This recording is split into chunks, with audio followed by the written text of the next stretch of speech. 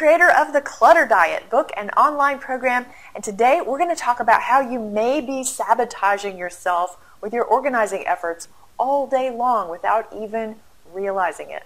I was inspired to talk to you about this from a member of our online program who gave herself a username for her online account with us. And it was something that she was trying to change, but it was a name that was very negative and assigning her a label of exactly the thing she didn't want to be. So in other words, I won't embarrass her by saying what the name was, but if she were trying to quit smoking instead of get organized, it would be a name like 2 packs a day. So in other words, you don't want to put that kind of label on yourself if you're trying to quit smoking, right?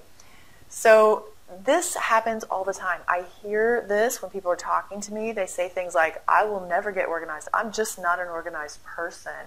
And they're using very permanent language for a temporary problem or a problem that can be changed with skills and practice. So I hear words like never and always. And let me give you a few examples of how you can say something like this that's not empowering and then turn it around and change it to where it is empowering. So for example, I never remember to pay my bills. Well, do you really want that to be true, that you never remember? Well, that's what's going to happen if you say that to yourself. So instead say, I sometimes forget to pay my bills. What can I do to help remind myself of this? Great, ask yourself the right question. So instead of saying, I'm such an idiot, well, that's not true, you're not an idiot. Say, I made a mistake. What can I learn from it? Instead of saying, this is just how I am just not an organized person, say, I tend to approach things this way. How can I improve that? How can I change that?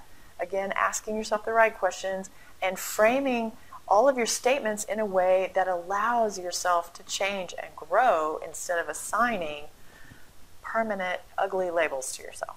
So in our smoker example, instead of giving herself a username 2 packs a day, she could name herself former smoker. So it already puts her in the category of where she wants to be. So think about what's empowering. Ask yourself, would I say this same thing to my best friend or to my child? Probably not. We're a lot harder on ourselves than we are on the people that we love in our lives. So be kind to yourself. Remember that our words define us and they shape our destiny, and you have to be careful about what words you choose. If you need help with your organizing efforts and you want to make some changes in your life, we have a program just for you. It's so affordable. I created this just because having an organizer come to your home in person is not for everybody's budget.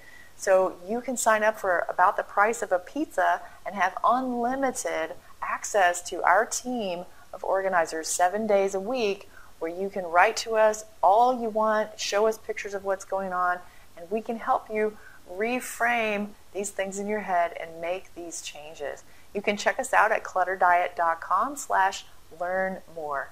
See you next time, and may you always be happy and grateful for having more than enough.